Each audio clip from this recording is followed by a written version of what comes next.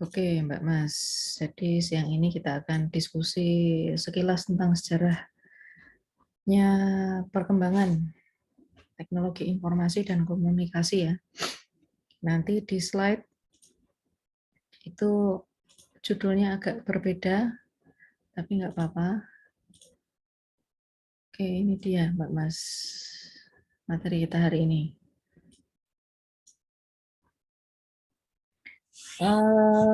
Ya, nanti kalau ada pertanyaan langsung nanya aja ya. Saya akan terus menjelaskan. Nanti berhenti kalau Mbak Mas ada yang nanya, tapi kalau enggak ya saya lanjut. Jadi secara umum ini kita mulai dari era komunikasi tulisan dulu. Dari yang paling primitif ya. 4000 tahun sebelum Masehi itu pakai lempengan tanah liat, kemudian 1041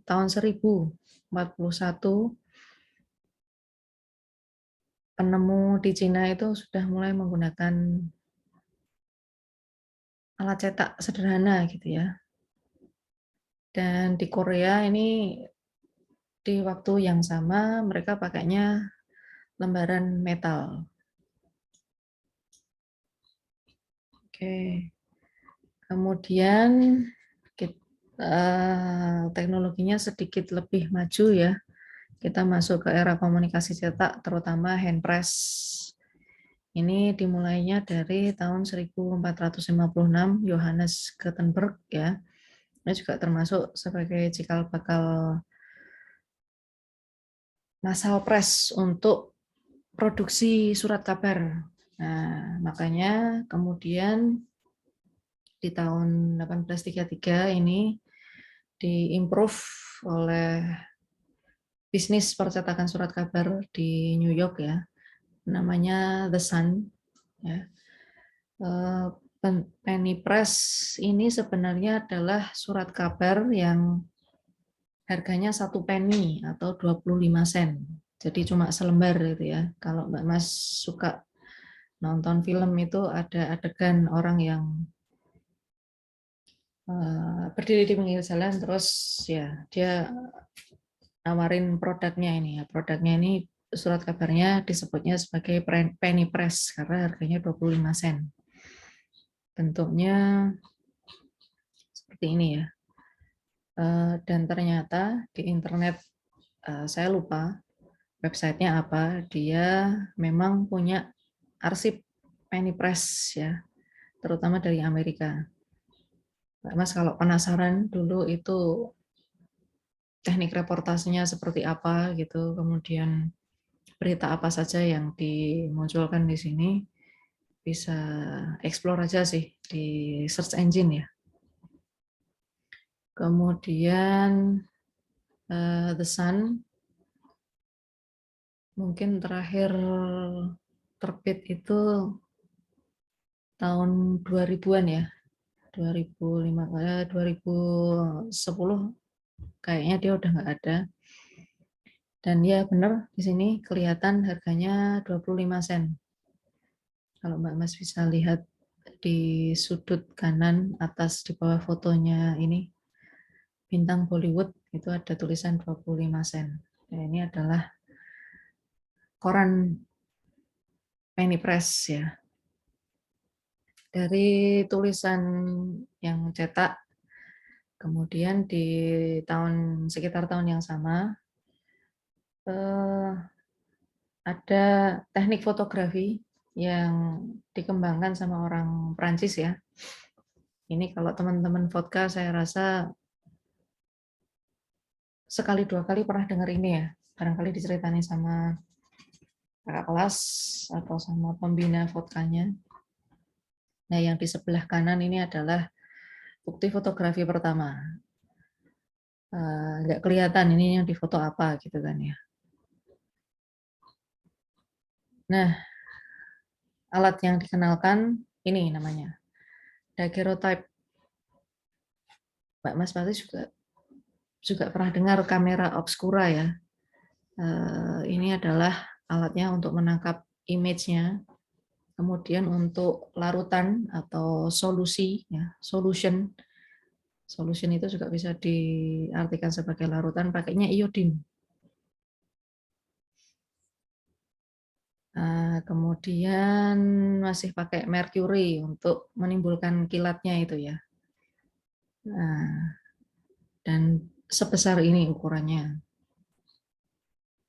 Dari situ kemudian masuk ke era telekomunikasi, yang artinya media komunikasinya itu bisa digunakan lebih dari satu orang. Ya, otomatis yang paling menonjol di sini adalah penemuannya dari Alexander Graham Bell. Tidak hanya lewat telepon, tapi juga ada pionir messenger pertama. Kalau dulu kita mungkin zaman kakek nenek atau Pak di budenya Mbak Mas ya, di Indonesia kita kenalnya pakai telegram. Itu biaya pengirimannya dihitung jumlah huruf yang dituliskan di situ kalau telegram. Bukan telegram yang messenger ya, tapi telegram yang dibuat sama Pos Indonesia. Nah, ini telegraf pakainya kode Morse. Kalau Mbak Mas yang ikut Hizbul Waton ya, pramuka, ada kan itu penghargaan untuk orang yang memang expert di Morse code. Kemudian berikutnya ada ini film bioskop, itu bukan ditemukan ya, tapi teknologi yang memungkinkan film bioskop ditemukan sama Lumière bersaudara dari Prancis. Penemuan yang lain itu radio ya, Guglielmo Marconi. Dan di tahun 19 ini ada vacuum tube, itu yang memungkinkan pengiriman dan penerimaan sinyal radio dari satu broadcaster ke broadcaster lain. Masih di abad 18 ya, 1933. Ini Radio Corporation of America. Ini bukan perusahaan radio saja, tapi dia sebenarnya adalah perusahaan yang memproduksi dan mendistribusikan produk-produk elektronik di Amerika. Jadi kapitalisme itu kenapa liberalisme itu kenapa banyak diidentikan dengan Amerika, karena ya memang dari awal strategi bisnis mereka sudah cukup mature ya, sudah cukup matang gitu. Nah, salah satunya adalah radio ini. TV yang dijual pertama kali seperti ini unit televisinya. Dan di tahun kurang lebih 10 tahun kemudian, ternyata di Amerika sudah ada iklan ya, komersial, bukan siaran TV komersial, tapi komersialnya, iklan yang pertama kali ditayangkan di pertandingan softball di New York kalau nggak salah waktu itu. Di CCP iklan yang pertama kali ditayangkan secara massal lewat jaringan siaran televisi. Nah, ini Guglielmo Marconi, kalau nggak salah dia orang Italia. Dan ini ya radio transistor sih untuk mengirimkan pesan atau siaran dari satu broadcaster ke receiver yang lain. Ya, ini Mbak Mas pasti sudah pernah tahu ya, sudah akrab mungkin pas pramuka. Kemudian ini ya ini alat untuk memproyeksikan film dan dipakai yang sekarang dipakai secara komersil, tentunya sudah nggak pakai pita ya, tapi rekamannya sudah digital sekarang. Nah, makanya pembajakan itu marak karena sekarang bentuk filenya lebih mudah dipindah tangankan ya. Formatnya bisa macam-macam. Kalau Mbak Mas aware itu kan di belakang suatu file itu kan ada extensionnya ya. Entah itu MP4, entah itu MOV, entah itu AVI ya. Itu adalah format dari file audio video yang ditransmisikan sekarang.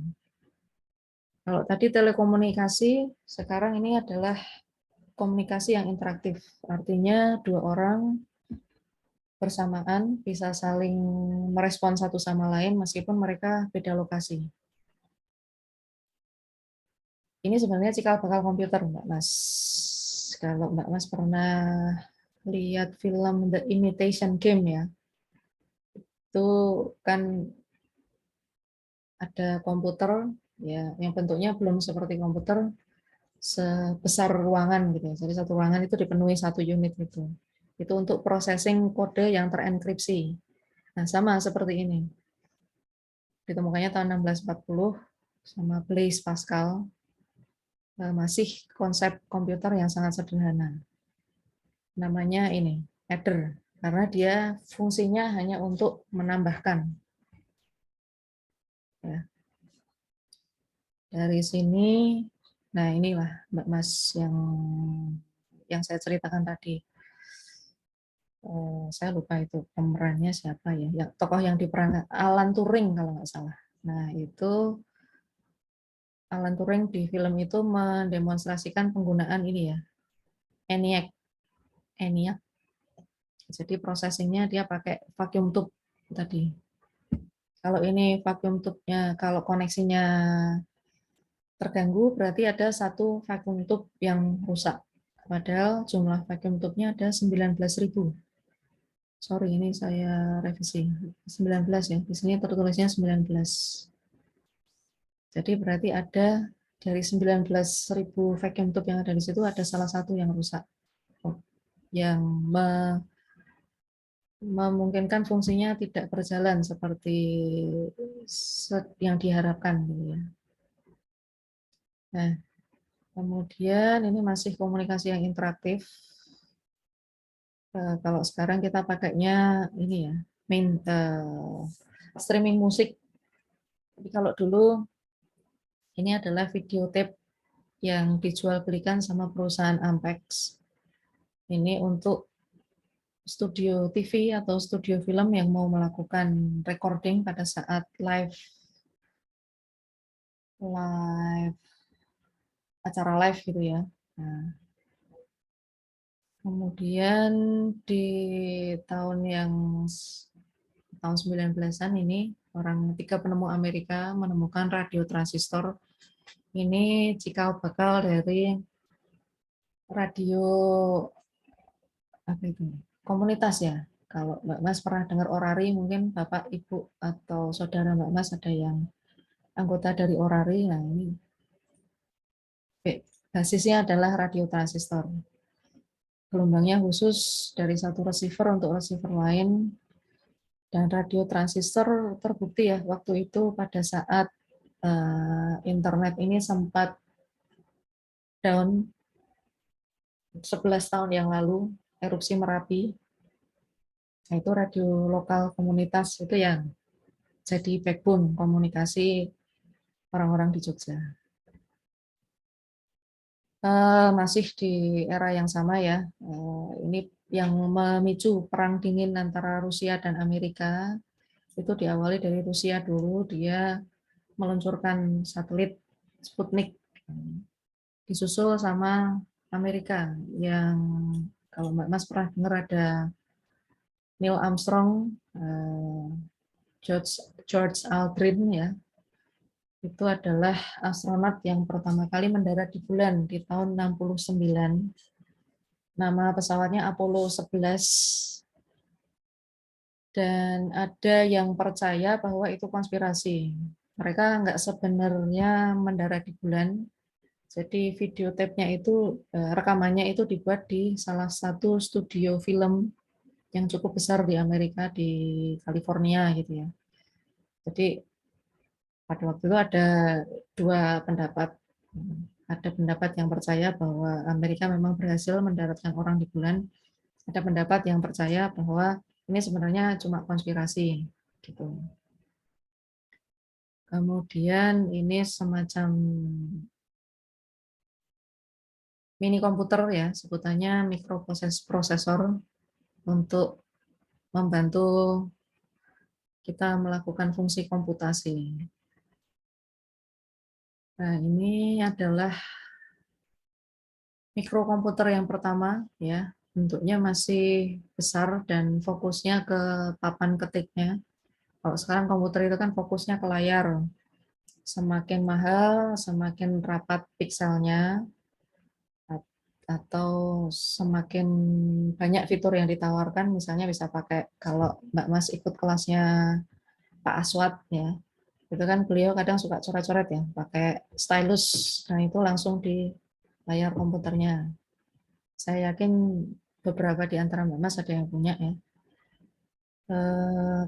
Di tahun yang sama ini juga ada home box office siaran TV kabel pertama, ternyata sudah dari berapa ini? Lebih dari 40 tahun ya, 40 tahun lebih. Kemudian 79 itu sistem video teks. Untuk ya ini cuma orang-orang yang kalangan atas saja yang bisa menikmati layanannya, karena saya yakin ini mahal. Kemudian tahun 76 ini sistem teletext pertama dari British Broadcasting apa ya? Center mungkin. Kalau masuk ke Indonesia tuh tahun 90-an, yang pertama kali menawarkan adalah RCTI. Coba Mbak Mas nanya ke Om Tante mungkin ya, yang sudah pernah lahir sebelumnya. Oke. Next, ini ya seri komunikasi interaktif, saya rasa Mbak Mas sudah paham.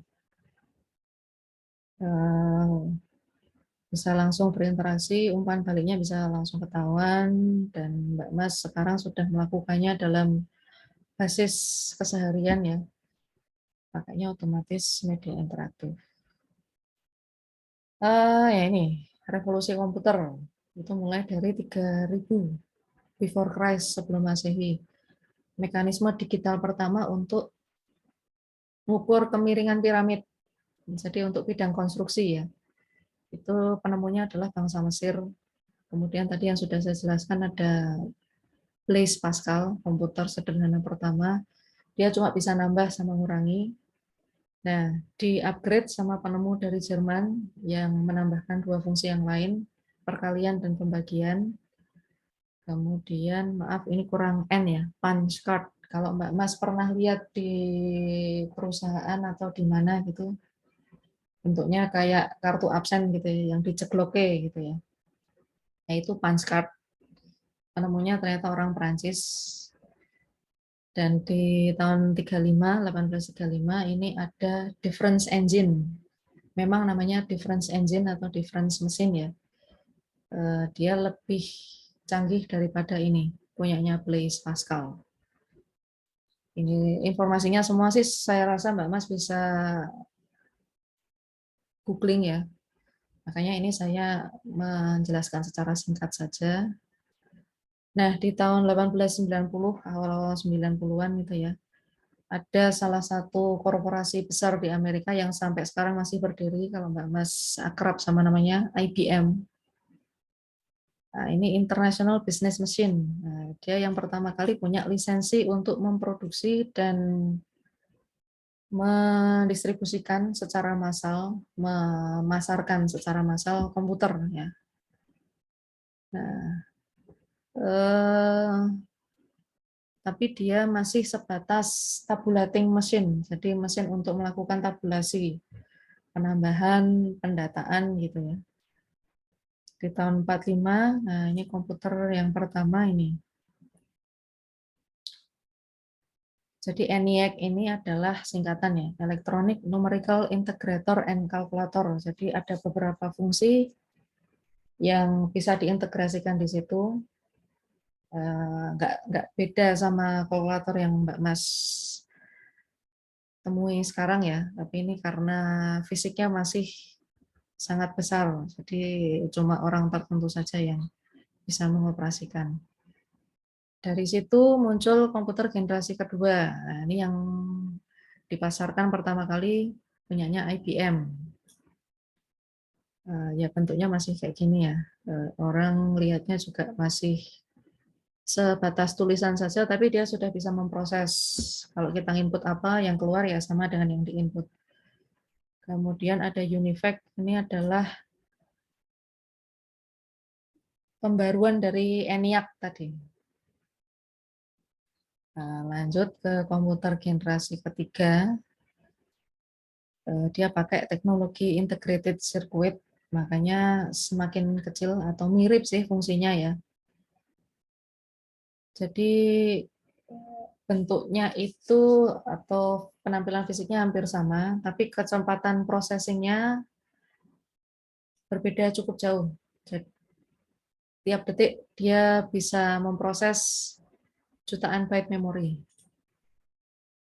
Yang dijual sampai pada saat itu adalah IBM 360 model 30. Bentuknya konsol. Ini cikal bakal dari desktop yang kita temui di meja kerja di kantor-kantor ya.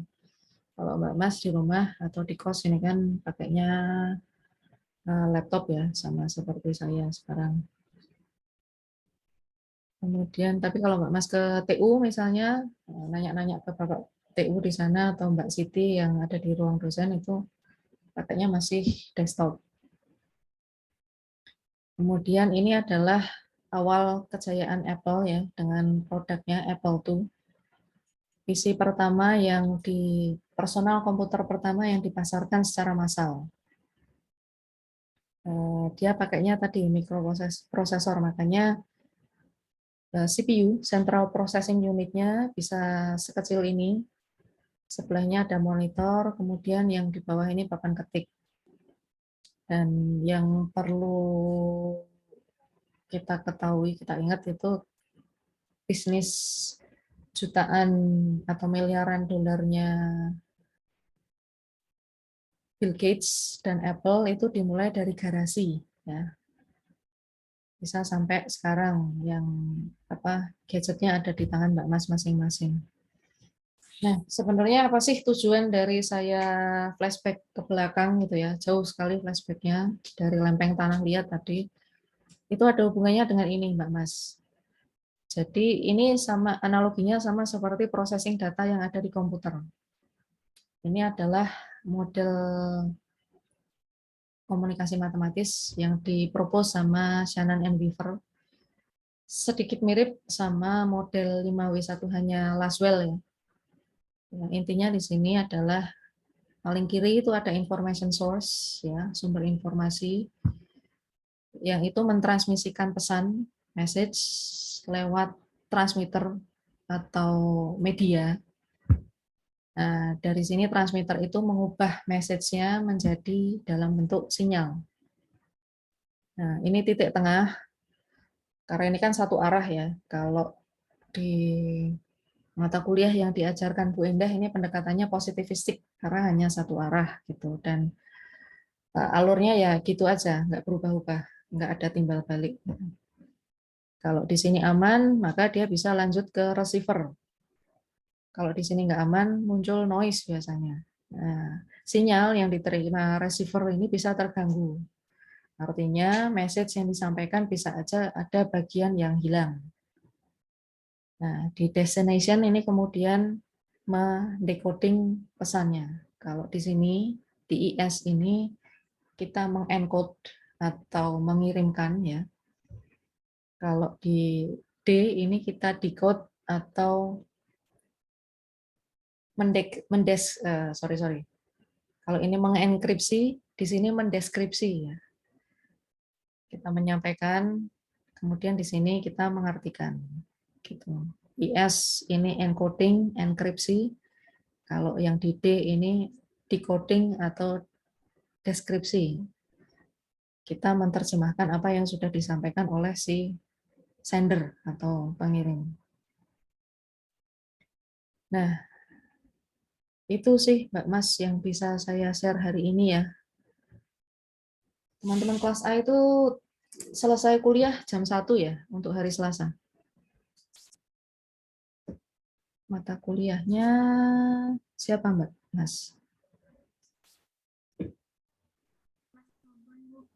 Mas Budi. Oh, pengantar sinematografi. Ya. Biasanya selesai di jam berapa?